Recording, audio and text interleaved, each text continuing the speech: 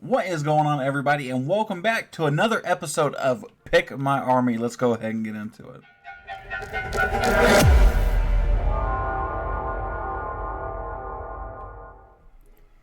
What is going on, everybody? It's Kyle here, aka The Witch, and you guys heard me here right. Today we are doing another one of Pick My Army. I'm going to pull up the poll I put up for you guys. If you guys did not know, you can turn on notifications.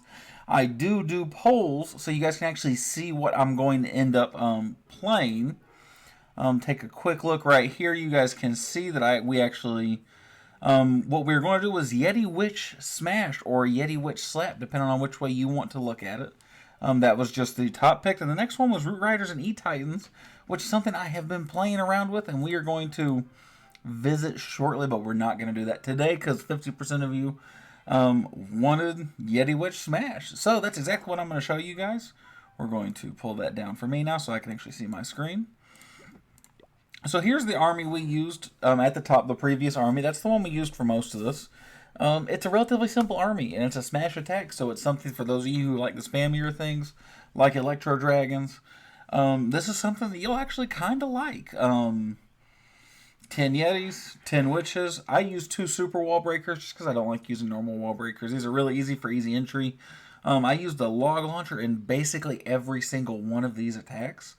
The reason for that and the Super Wall Breakers is a lot of my troops, especially my heroes, as I kind of went through this, they did kind of struggle to get through that first layer of walls because the Long Launcher is kind of slow. So I brought a couple Wall Breakers just for that initial penetration in a lot of these. I ran a couple rage spells. I ran one here and one in my clan castle, a jump spell, in case my troops had some trouble towards the back half of the base, which happened semi-frequently depending on how the bases were set up. I used a poison to help get rid of clan castle and help slow them down. I did run into a lot of E-Titans in the clan castle, which is very, very hard on any kind of witch strategy. I also brought a skeleton spell to help deal with Monolith and certain things like an Inferno Towers, like single Infernos. Stuff just to kind of help distract other troops. So, without any further ado, we're going to go ahead and get into probably my worst attack of the day. Cool? Cool. So, here was my worst attack against the day against, I can't say his name, from Green VD. And so I did try something a little different here. This was one of my earlier attacks. I was going to use a couple of Yetis and a couple of Witches on either side to kind of set a funnel. With this kind of attack, I did realize that I was losing more troops towards either side of the base when I would start. And this was actually not a bad strategy. Now, I did end up using one Yeti and one Witch on each side to set a funnel as opposed to 2 each side. Because, as you guys will see, this does spread my Yetis and my Witches a little thin towards the middle. I do spam them all down the middle. Log Launcher, I do use my Grand Warden. I did play with the Grand Warden equipment a little bit during these games. I did change that up a little bit. And this is why I talk about the Log Launcher being so slow and being careful on the funnel. Because look, I have so many troops going around the outside because they've broken that wall before a Log Launcher even gets to the middle. Thankfully, I'm getting a lot of these troops to redirect except for my RC. That's kind of going out that way. I'm freezing a Inferno. Not an Inferno. I'm freezing a Spell Tower. And that Monolith a little bit. That freeze does drop. I do... Oh, what the hell am I doing here? I already used my RC ability. I do start freezing this stuff because I realize that I have a multi-Inferno there. I'm going through the bulk of my army, which is not what I wanted. I do use an invisibility spell. That was also what I used in my clan castle second. Was an invisibility spell. I could have lived without it. I might have just been able to use one more freeze. The invisibility spell wasn't a bad thing. I also used my Queen's ability. This was a relatively simple end of the raid here. Not fantastic, not terrible. I mean, I got a 2-star out of it. Which sometimes in Legends that's all you can ask for, but a 56% 2-star. Pretty low tier for me, but that was my worst attack out of all of these. So, without further ado, let's go into and see what a more average attack looked like for something like this. So, this is more so going to be what the average attack looked like, at least for me. Remember, very spammy strategy. This is not going to be something you 3-star a whole lot with. You will get some decent 2-stars with this. So you'll notice I did what I talked about before. There wasn't a ton I really needed to funnel in here, but I do use one Yeti and one Witch on either side to kind of clean up around the outside, make sure I can kind of push towards the Town Hall. And I was very happy to see that the Eagle and the monolith were both right on top of each other, which was going to make life a little bit easier for me once I could get into there. I do super wall break to open up that first compartment. Sadly, I am going to get a little bit of a split there between those two. And at this moment, I'm actually noticing that Inferno is actually going to be right on top of one of my Yetis, which is not something I want. I also freeze and use a Skelly spell on that monolith. The Skellies are getting eaten right away, so I was just kind of getting rid of it. I use my Warden ability to make sure that the log launcher stays alive a little bit longer to kind of help push into it. I also noticed that he has a witch, so I use my poison spell. People have been using witches so much in clan castles. And poison spells, I don't think they're worth taking most of the time. Whenever you run into a witch, though, or whenever you don't have troops that deal with clan castle troops very well. And in this case, that best case is Yetis. Yetis and witches, they don't deal with clan castle troops very well. Witches are kind of squishy. Yetis aren't particularly super strong, in my opinion, not anymore at least. But the poison spell was huge value for me through most of these raids. So now everything's got caught on a tornado trap. I do freeze the monolith one more time along with a random arch tower behind it. My hogs get out of that out of the log launcher. I do get my Yetis and my king and my royal champion on tower, which get rid of the tower, and you'll see they're kind of still pushing through. I did invis the king. He's running the vamp stash, so the invis actually lets him regen a little bit basically. And sadly, the enemy queen did pull him away. The enemy queen will get mostly beaten up by my king here, just because I ran the phoenix on him. I really do wish he would have got that other scatter shot. And I did try and line it up here with my archer queen because I switched to the big arrow. She was going to die before I could even do that, so that was a little sad. But this is probably more so what the average raid looked like for me. Where it was in the 80s in percent-wise. I did the math. The average percent was 82%. This one was an 84. So a relatively high 2-star, and I feel like this is more or less what you could expect. I didn't have any 1-stars with this. The lowest one I had was at 56, and this was probably the average of most of them. I had a lot of 80s, 84s, 87s. I didn't have a whole lot of 90s, so I didn't have a whole lot of stuff like, man, if I just did that a little bit better, that would have been able to push me over the edge. When you're a 90%, I almost want to think it's user error when you start to mess up. Like, man, if I'd have placed this way instead of this way, I could have. Maybe I could have got the 3-star there. When you're in the 80s, you messed up more than just one thing, I think is what I'm trying to say.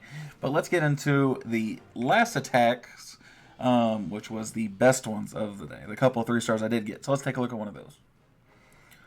So, this will be my best attack of the day. So, like with a lot of attacks when you're now in Town Hall 16, I do tend to just stomp through a lot of 15s. I do occasionally get bested by a 15 because I mess something up, but I do just tend to have a lot of really good hits against 15s, and this attack strategy is no exception either, especially this one who looks like a relatively new 15, and this was very early in my day. So this is before I really committed to funneling, although I didn't need a whole lot of it here. I do throw down just the line of witches and yetis. They actually all converge because of that barbarian king. Actually kind of all pulls them right back. You can see my log launcher still working through, and I was running the rage gem on my warden at this point. I did switch off of the rage gem, which I'm not entirely sure I should have, but I wanted to actually run rage spells, which are much stronger than the rage gem. So at some point I ran the healing tome, and at some point I ran the warden's default abilities, just to see what it would look like. I don't know that either one of them realistically made a huge difference for this attack strategy, but you can see I'm still getting a whole lot of value coming through the base. I have so many yetis on this side. What I need at this point is I really just need that log launcher to open up everything for me throughout there. It can't quite get it through. That's exactly why I did bring jump spells. So I'm going to put a jump spell right down there. You can see I have my super hog riders. They're just going to try and take out a couple random buildings. In this case, they actually did take out something with a lot of value in one of those builder huts, which did make life a little bit easier for me. And even the hogs are hammering away at that clan castle. Wow, that's awesome. My invisibility spell for my royal champion. I did say at the start I probably could have lived without the royal, or not the royal champion. What am I saying? I probably could have lived without the invisibility spell, and I still probably could have, but the couple times I did bring it was absolutely worth bringing it. Rather, it was for stuff like that, to hide my royal champion or to hide my barbarian king, where I could get more value out of them so they could actually do a little bit more. I did get the Town Hall. The only thing that's really left that's going to cause any mayhem is going to be the Monolith, the Tesla, and the Grand Warden Tower. Thankfully, I do have the Phoenix and a couple of Yeti Mites on top of those 2 spell towers. And I do still have a few witches alive, which will keep most of these busy. Although the Queen, to no surprise, is going to do most of the heavy lifting here. Once she takes out that, it's a GG's, and that is a nice wrap for this raid. She does get caught in a tornado towards the end, but it doesn't matter. We will take the 100% 3-star on a lower end Town Hall 15. So it feels a little bad to bully up on Nikki. GG's though. But, like I said, you're not using this strategy because it's going to be the best 3-star strategy all around. So let's do a quick recap. So, all in all, at the end of the day, I did gain 227 trophies in the attacks. So, not a bad strategy, right? Like, that's a decent spammy strategy. I ended up at 53.49. Apparently I started around 52.50-ish, give or take, 52.40, something like that. But this is not a bad attack. I would be relatively comfortable using this into the 54s, 5500s, and I'm sure with some better spell placement and some better usage, right, that this would be something you could use pretty comfortably in the 55, maybe even 56, 5700 trophies.